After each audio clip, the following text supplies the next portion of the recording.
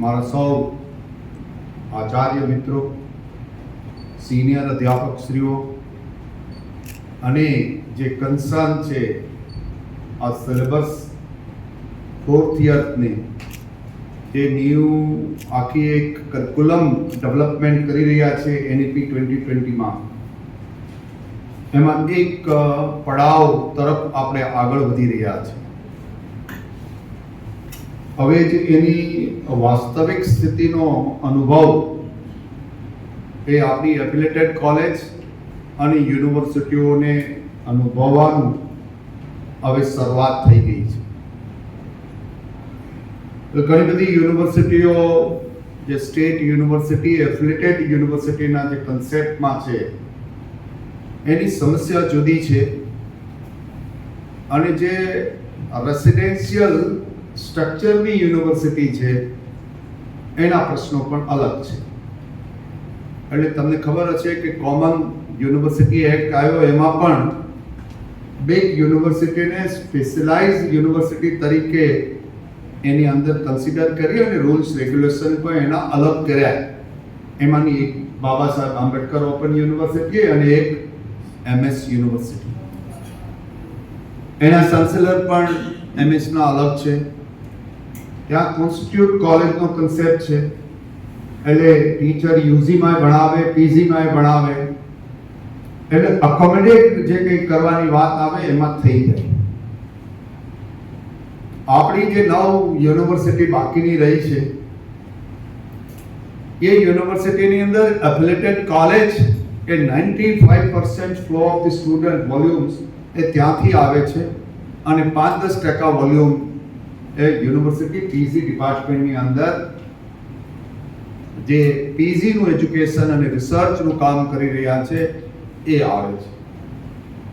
ઘણા બધા કુલપતિઓ છે એનું માનવું છે કે રિસર્ચ તો યુનિવર્સિટીમાં થાય, કોલેજોમાં ન થાય, અને એને કારણે પણ આજે ઘણી બધી યુનિવર્સિટીમાં કોલેજ ટીચરને રિસર્ચ ગાઈડ તરીકેની માન્યતા પણ આપેલી હતી અને એ પણ રદ કરવામાં આવી છે અથવા તો એના વિશે કોઈ નિર્ણય કરવામાં આવ્યો. આપણે ગોધરામાં હું હતો અને ત્યાં પણ આપણે ચાલુ રાખ્યા અને અહીંયા પણ આપણી એફિલેટેડ કોલેજના એ પણ એટલા જ ઇક્વિવેલન્ટ રિસર્ચ કરી શકે છે. એ તમારા જેવા જ છે, એ બીજા કોઈ એકેડેમિક વિભાગમાંથી આવતા નથી એવું આપણે બહુ દ્રઢપણે માનીએ છીએ. અને એટલા જ માટે ગયા વર્ષની અંદર આપણે 2 વખત પીએચડી પ્રોગ્રામની એક્ઝામ્પલ લીધી.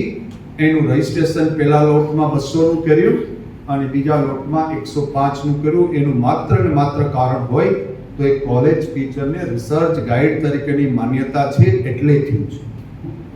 બાકી અમે 8 ડિપાર્ટમેન્ટના 5-7 ગાઈડ એટલે 15-20 સંખ્યાથી વધુ સંખ્યા અમારી થાય નહીં. અને આખા દેશની 1300 યુનિવર્સિટી છે, 50,000 કોલેજો છે, એને છોડી દેવામાં આવે તો ટોટલ પીએચડી આપણા 15%થી વધુ ટોટલ વોલ્યુમના થાય નહીં.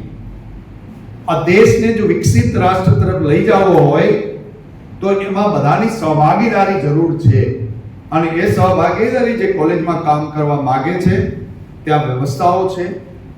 એવી કોલેજોને તમારે રિસર્ચ ગાઈડ તરીકેની માન્યતા પણ આપવી પડે અને એને આપણા ભેગા સહભાગી બનાવવા પડે. આખું એક વાતાવરણ એવું ઊભું થતું જાય છે કોલેજ ટીચર યુનિવર્સિટી ટીચર. આવી રીતે એનું વિભાજન થઈ શકે નહીં, કારણ કે યુનિવર્સિટીનો 95% ફ્લો એક કોલેજ એજ્યુકેશન સાથે સંકળાયેલો છે, એટલે અંડર ગ્રેજ્યુએટ સાથે. અને 5-10% કોઈ યુનિવર્સિટીમાં 10% હોય, અમારી યુનિવર્સિટીમાં 5% છે. તો એટલો જ ફ્લો એ રિસર્ચની અંદર અને પીજી પ્રોગ્રામની અંદર કામ કરી રહ્યા છે. એટલે અહીંયા તો વાતાવરણ ખૂબ સારું છે. તમે લોકો ખૂબ મોટું કામ કરી રહ્યા છે.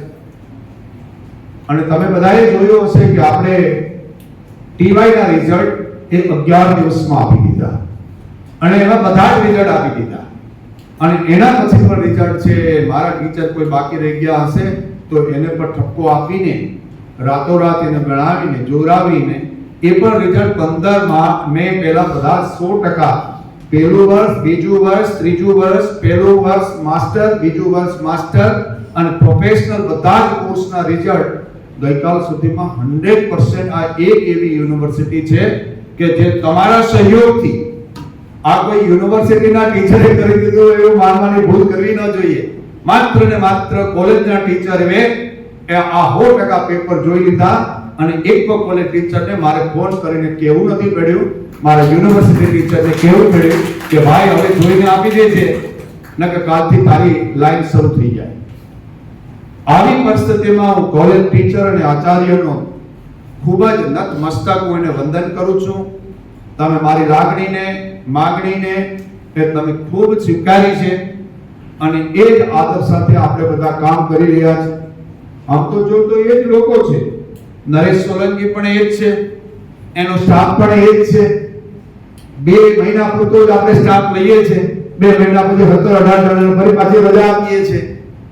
એ જ સ્ટાફ, એ જ માણસો, એ જ અધ્યાપક, એ જ આચાર્ય અને 11 દિવસેની એવરેજથી અમે એ ટીવાયના રિઝલ્ટ આપ્યા અને બાકીની એવરેજ ઓન એન્ડ એવરેજ છે એ 15 દિવસ કરતા પણ અમે નીચી લઈ આવ્યા છે. હજી પણ આની અંદર મેં જોયું છે, મૂલ્યાંકન કરું છું તો જોયું છે કે હજી પણ લીડ ટાઈમ ઘટાડી શકાય એવો છે 2-3 દિવસનો. અને કેવી રીતે ઘટાડાય એનો પણ એક્શન પ્લાન અમે આ વખતે બનાવી લીધો છે. ખાલી એટલા પૂરતું જે યુનિવર્સિટી છે એડમિશન આપે, પરીક્ષા લે અને પરિણામ આપે એ એટલી યુનિવર્સિટી ન હોય. યુનિવર્સિટી એ સાર્વત્રિક હોય, કોમ્પ્રિહેન્સિવ હોય, એના દરેક વિભાગની અંદર એફિશિયન્સી અને ઇફેક્ટિવનેસ આવવી જોઈએ. એમાંનો એક પ્રકલ્પ છે એ આપણા ચોથા વર્ષના સિલેબસ બનાવવાનો, પીજી નો સિલેબસ બનાવવાનો. અને તમને ખબર હશે કે ગુરુએ હંમેશા પ્રયોગ કરતા રહેવા છે. ચાણક્યએ કીધું છે કે પોતાના આત્મજનોની પણ સમયે સમયે કસોટી કરતી રહી. જો કસોટી નહીં કર્યો તો એ બણગો ઉગીને નીકળી જાય. એટલે ખેતરમાં ખેડૂત જ્યારે નીકળે ત્યારે એ નાની એવી દાંતરડી લઈને નીકળે છે કે કોઈ ખરકો હોય તો એને કાઢતો જાય છે. કારણ કે જો એ કાઢતો નથી ખેડૂત, એ ખરપા એટલા ઉગી જાય પછી એમાં બેલી હાંકો કે ગમે એ હાંકો પણ એ જાય નહીં. કોઈ પરીક્ષામાં, કોઈ સેટિંગમાં, કોઈ સ્ક્રીનિંગમાં, કોઈ સ્ક્રુટિનીમાં, અને એને એની કસોટીનું પરિણામ એટલું જ કે એને અડીખમ રહેવાનું છે, નાની મોટી કોઈ લાલચમાં આવવાનું નથી. સરકારી કોલેજોમાં એક મંત્રી સિવાયની બધી જ કોલેજોએ એ પીજી ઓનર્સ અને રિસર્ચ એ બંને એ લીધા છે. ગ્રાન્ટેબલ કોલેજ પર લગભગ બધાએ લીધા છે, સેલ્ફ ફાઇનાન્સ પર લીધા છે. એટલે બહુ મોટો પ્રવાહ જે મને એમ હતો કે 10% લોકો પર નહીં આવે, કોણ જાય? એટલે આપણી ત્યાં સિસ્ટમ ઊભી થશે. 2-4 વર્ષે ખબર પડશે કે કેટલા ટકા મૂવ થાય છે, કેટલા ટકા નથી થતા, કેટલા ટકા 2 વર્ષમાં જાય છે, કેટલા ટકા 1 વર્ષમાં જાય છે. આ બધી વ્યવસ્થાઓ છે અને એક આપણું જૂનું ચાલતું હશે 11 વર્ષ વાળું. એટલે અમારે ડિપાર્ટમેન્ટને તો 3 ચાલે છે. એમાં એ ડેટામાં મને ગઈકાલે કીધું ઘણા લોકો ઓનર્સ કરવા માંગતા નથી, ઘણા આ નથી કરવા. ડિપાર્ટમેન્ટ વાળા પાસે કોઈ વિકલ્પ નથી. સરકારની સખ્ત સૂચન છે કે ડિપાર્ટમેન્ટ વાળા એમ કે મારે આ નથી કરવું તો એને જયહિંદ થવાનો વારો આવશે. અને હું તમારું બધાને અત્યારે બહુ ધ્યાન દોરી દઉં છું, મહેકભાઈને પણ દોરું છું કે જો વ્યવસ્થા નહીં હોય તો વ્યવસ્થા ઊભી કરશું, પણ વી કેન નોટ સે નો. આપણે પીએચડી કે કોઈ પણ બાબતમાં યુનિવર્સિટી વાળા ના પાડી શકતા નથી. કોલેજ વાળાને ઓપ્શન છે, કારણ કે એની સરકાર પાસેથી ગ્રાન્ટ લેવાની છે, એને એનઓસી લેવાની, વર્કલોડના ઇસ્યુ છે. યુનિવર્સિટી માટે 2 ટીચર રહે તો બીજા 2 ભરી દેશે. હમણાં જાહેરાત આપવાની છે એડોપ વિઝિટિંગની વ્યવસ્થા કરશું તો કોઈ બાળક ઓનર્સ કરવા આવે, કોઈ બાળક 4થું વર્ષ કરવા આવે, કોઈ પેરેલલ કરવા માંગે, આપણે એને ના નહીં પાડી શકીશું. કારણ કે આપણે 2010માં choice based credit system CBCS implement કરી. વાસ્તવમાં તો બે ભાગ પાડ્યા હતા, કઈ આપણું એમાં પ્રદાન હતું નહીં, પણ આ વખતે એવું પ્રદાન ન થાય એની સરકાર સખ્ત રીતે કાળજી લઈ રહી છે. બહુ સ્પષ્ટ સૂચના મને આપવામાં આવી છે કે પ્રતાપસિંહ, આ વ્યવસ્થા તમારે ને મારે ઊભી કરવાની છે. તમે સહકાર આપો, ફરિયાદી ન થાઓ. તો હું મારા યુનિવર્સિટી ડિપાર્ટમેન્ટને કહું છું કે કોલેજ વાળા એટલા ઉત્સાહ સાથે ભાગ લઈ રહ્યા છે, તો ચોથું વર્ષ એટલે આપણે પીસી ની જે સમસ્યા છે, જે ટોટલ 500 ની સંખ્યા નથી થતી, એ સમસ્યા જડ મૂળમાંથી નીકળી જાય એવું મને લાગી રહ્યું છે. તો આપણે બધાએ એમાં અડીખમ થાય. જ્યાં વ્યવસ્થા ન હોય, કુલપતિને હેડ ઓફ ધ ડિપાર્ટમેન્ટ કે આવીને કે સાહેબ આવી તકલીફ છે મને, તો એનું નિવારણ અમે કરી દઈશું, એને સ્ટાફ આપી દઈશું. જે કેમિકલની જરૂર પડે સાયન્સમાં એ કેમિકલ પર આપશું. આપણે તો જતું જ રહેવાનું છે. જૂન પછી આ બિલ્ડિંગ એ આખા ત્યાં શિફ્ટ કરી દેવાના છે. મેં ટાર્ગેટ લીધો હતો કે 1 વર્ષમાં આવતા કેમ્પસમાં જતું રહેવું. નાની ઘણી બધી વસ્તુઓ હતી, એ બધી મેં પૂર્ણ કરી છે. એક ફાયરનું ડાયલેમામાં હતા. રાજકોટનો કાંડ બન્યા પછી નવી ગાઈડલાઈન આવી, તો 2 માળમાં પણ ફાયર લગાડવું એવી કમ્પલસરી થઈ, સ્પેસ આપવી, જગ્યાના રસ્તા આપવા. એટલે બધાએ એક સરખું રાખવું છે. પેપરની સ્ટાઇલ તો એ પણ એક સરખી હોય કે 5 પ્રશ્નો હોય, પહેલો અને છેલ્લો છે એ શોર્ટ નોટ અને એવો હોય, 3 છે ડિસ્ક્રિપ્ટિવ હોય, એની એક આખી પદ્ધતિ હોય. આપણે તો મન ફાવે એ કાઢે છે.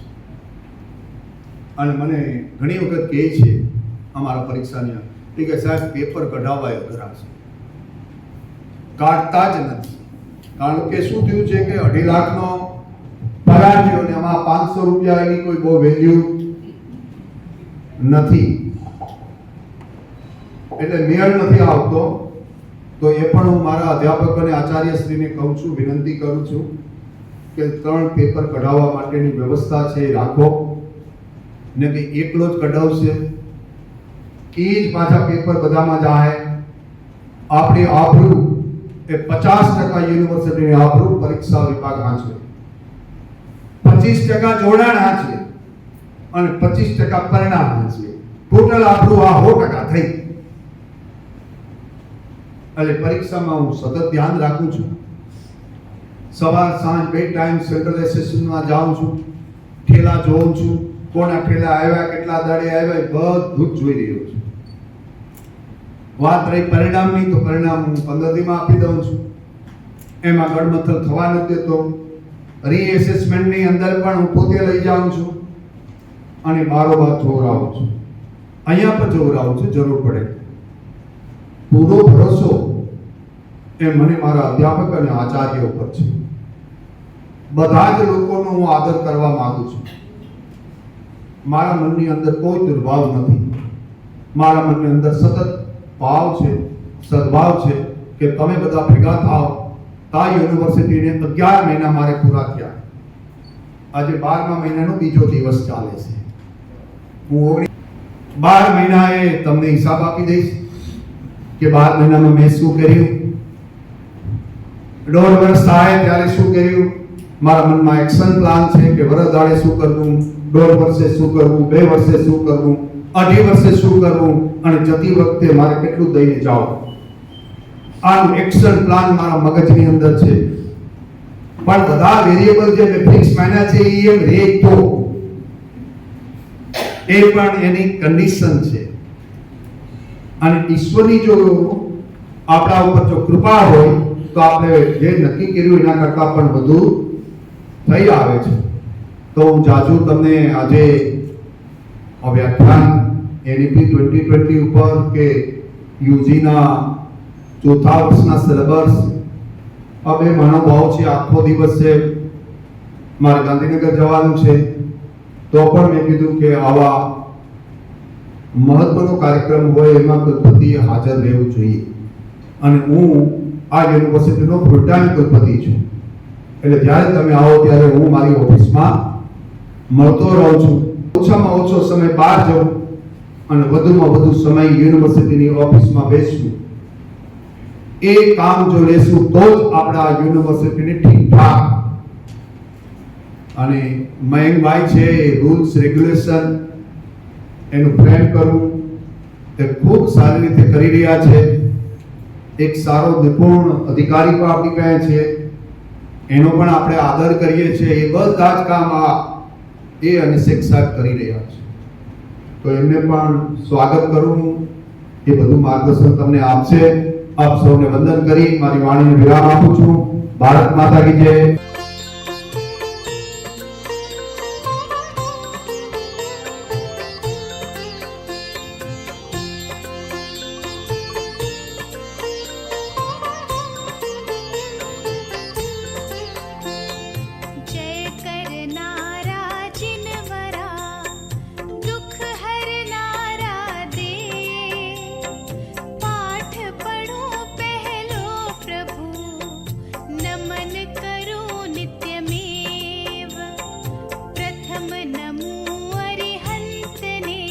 તરીકે રિક્રુટમેન્ટ પ્રોસેસ છે, નેટના રિલેટેડ છે, સિલેબસ ટ્રેનિંગ છે, તો આ બંને વ્યક્તિઓનું એમાં ખૂબ ઇમ્પોર્ટન્ટ કોન્ટ્રીબ્યુશન રહ્યું છે.